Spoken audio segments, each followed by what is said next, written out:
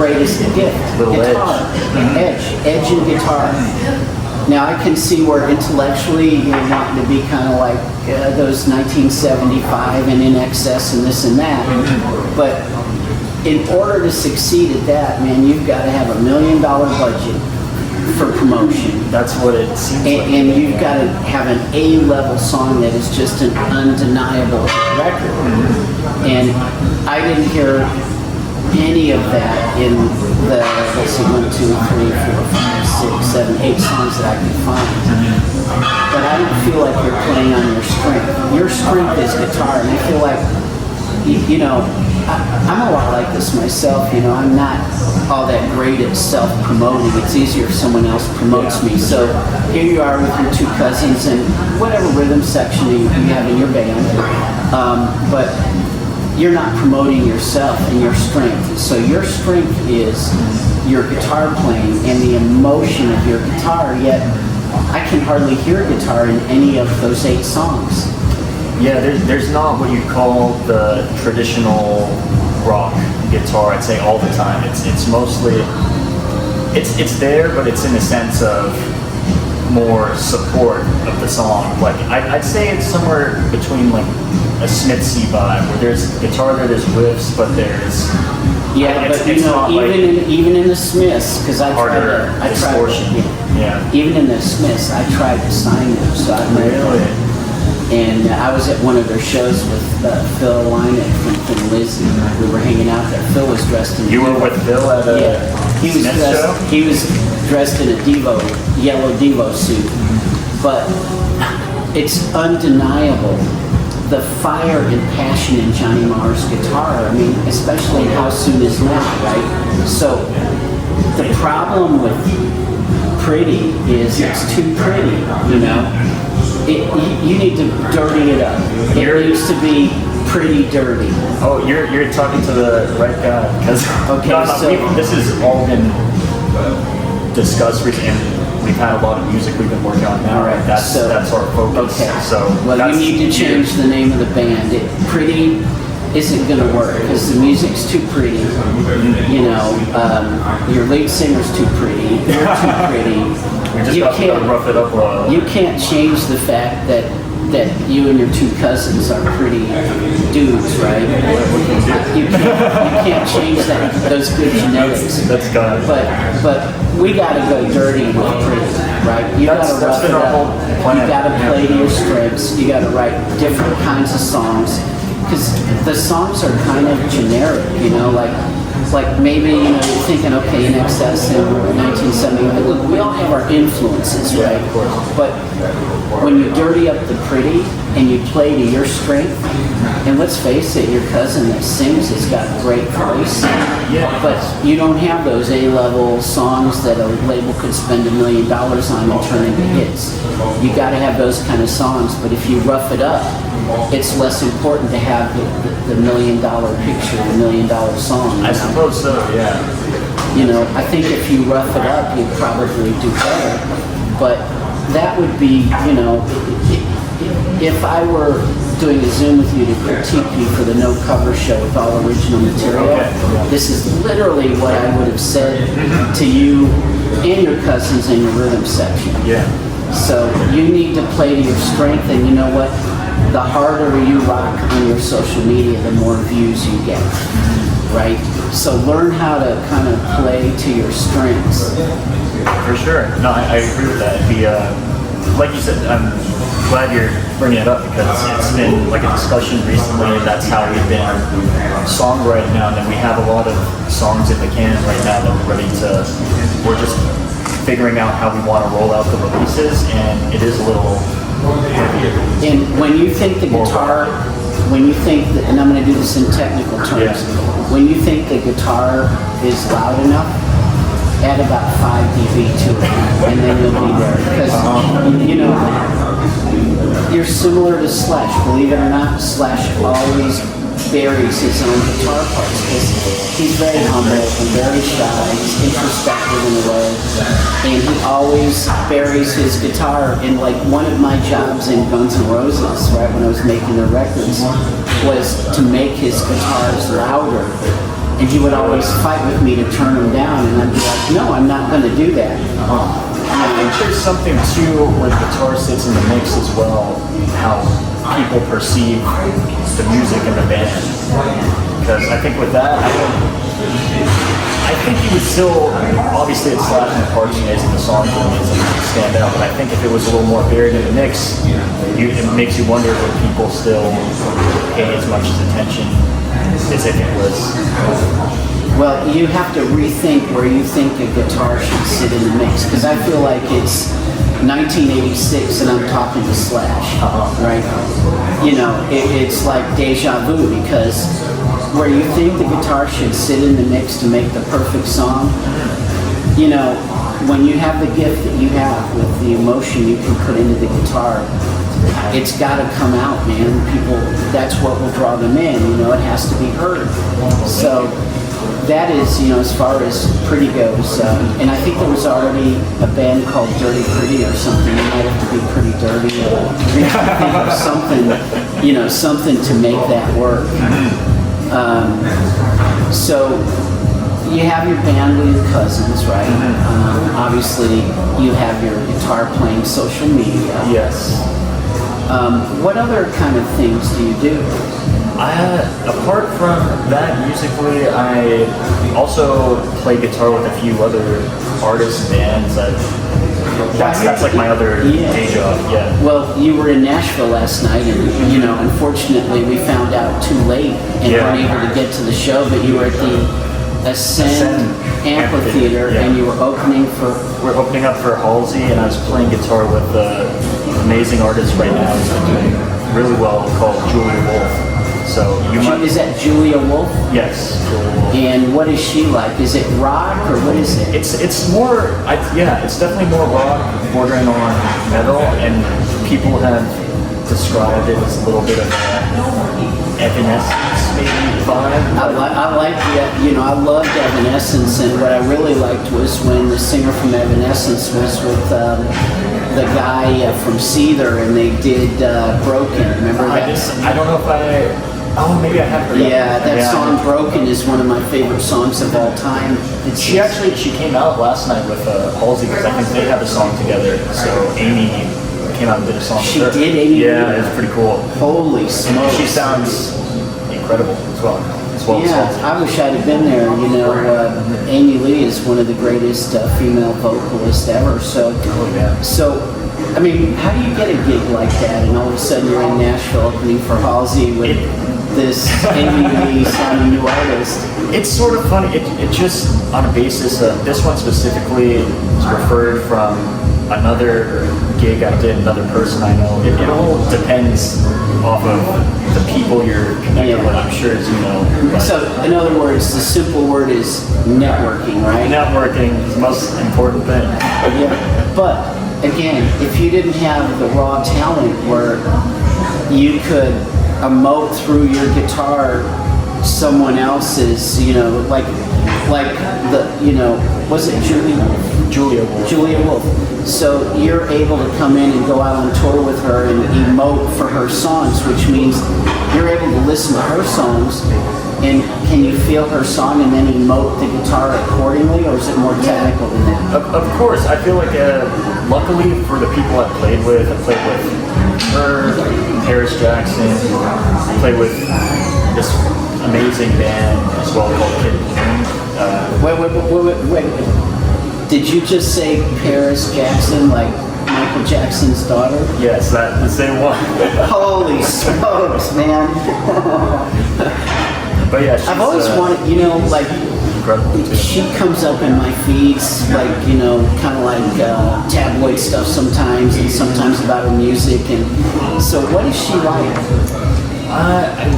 In my experience, I met quite a few people in the music industry, so she's one of the most genuine, kind people I've met. It's sort of hard to come across, and she's very good friend. She's very cool. Yeah. I have heard that about her. You know, she's not like a lot of the industry kind of crap that you would think, you know, because of who she is. but I've read this that she's like a really good, genuine person, and it's always intrigued me. And I've never met anyone that knew her, much less actually played in her band. So, how many shows did you play with her? I did a tour with her. I'm trying to think of the timeline. It was like a year and a half ago. We were opening up for Incubus on that run. So Wait a second. So Paris Jackson is opening up for Incubus. For Incubus, yeah. Are you kidding me? Oh, yes. Wait a It's second. awesome.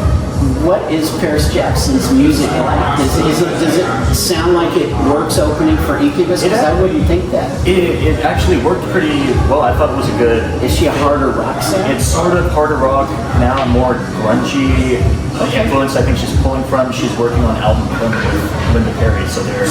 Oh yeah, so they're that'll be working on that. interesting. Oh yeah, it's all the stuff that's been coming out has been really cool.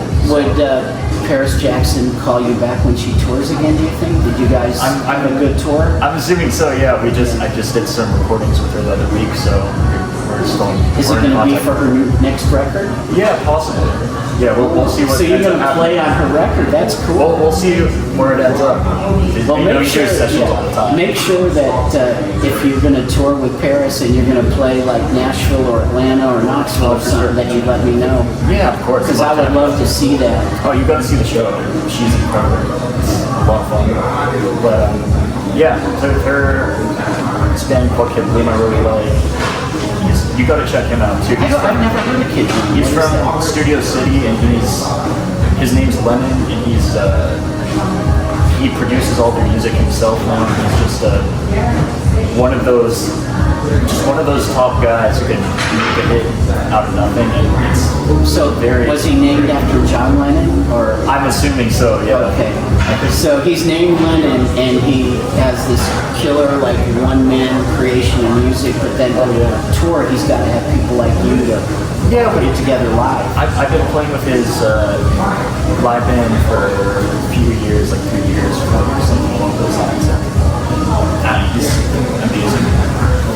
Can't say enough good things about his music, but them, and then probably a connection that you would know as well. It's usually the opposite, where I have to be like, oh, maybe you, when I'm explaining to other people, maybe you haven't heard of these guys from the 80s. I played with Faster Pussycat, went on tour with them. Oh man, I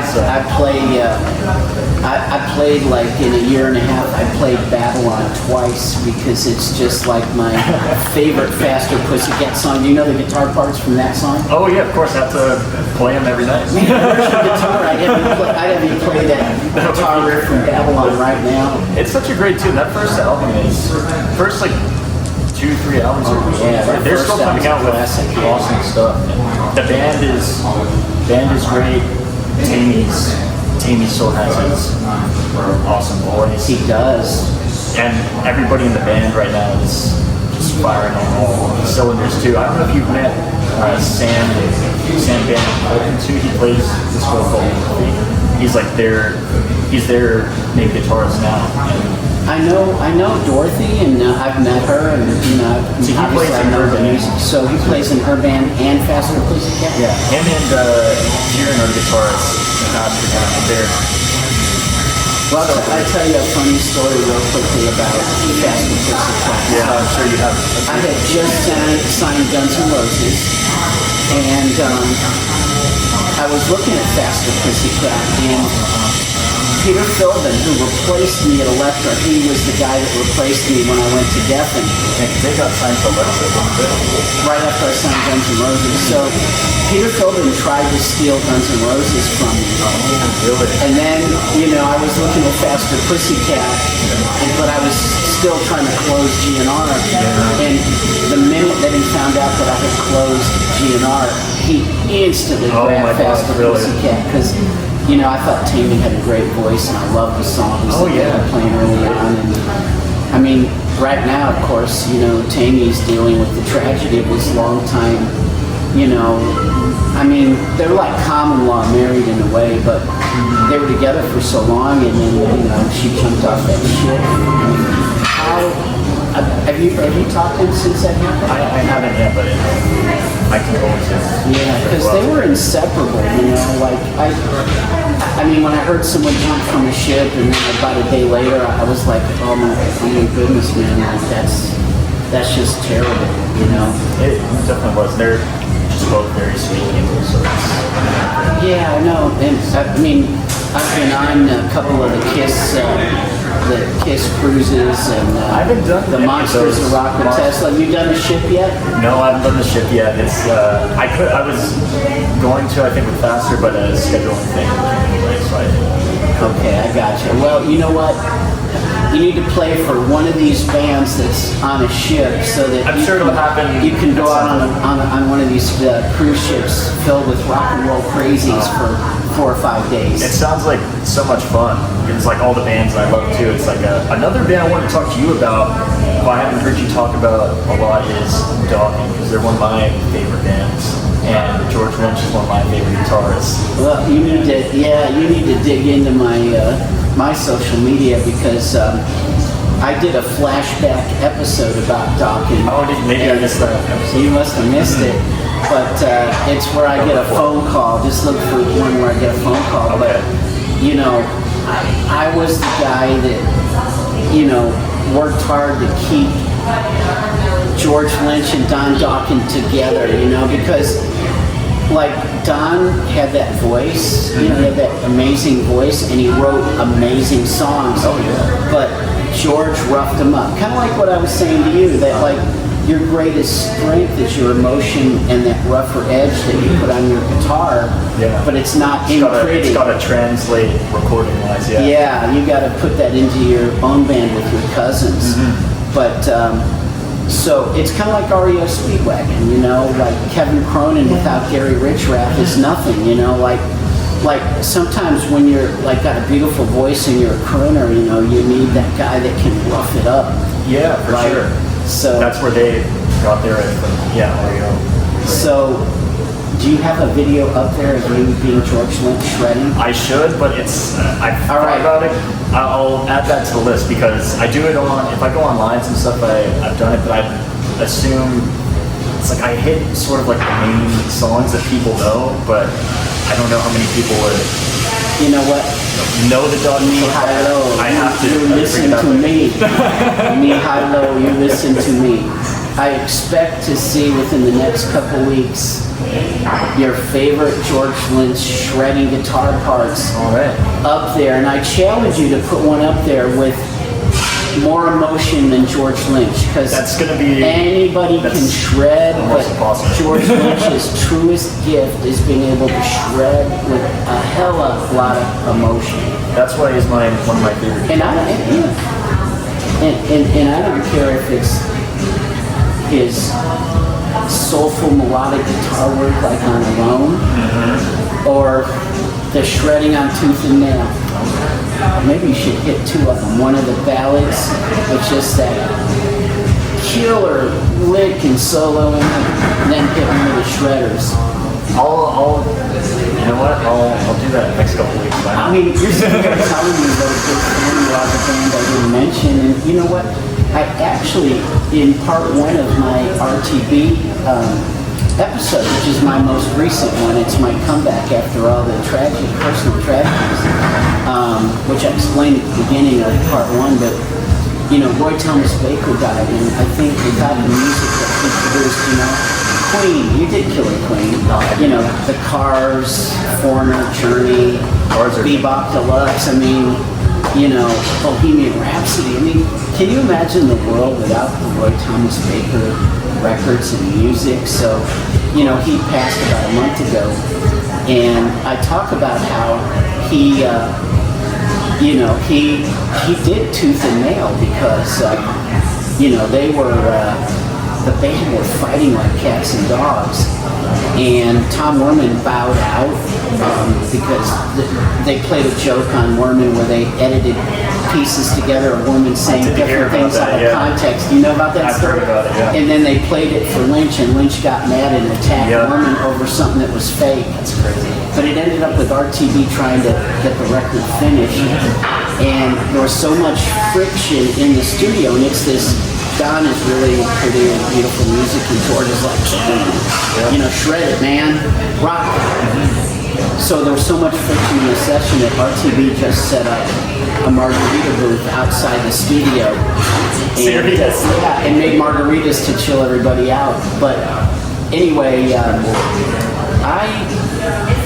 gonna ask you if you have any questions for me. Yeah, You brought up talking. That was great. I tried to intermingle some of this in between the conversation, but otherwise, yeah, I'd wanna. I think first off, I'd like to ask your advice for a band coming up in this kind of climate. How you go about marketing the music or what? Obviously, everybody's different, but have you seen something that's worked well in the past, say, 5 to 8 years or so? Well, you know what you really want to find, and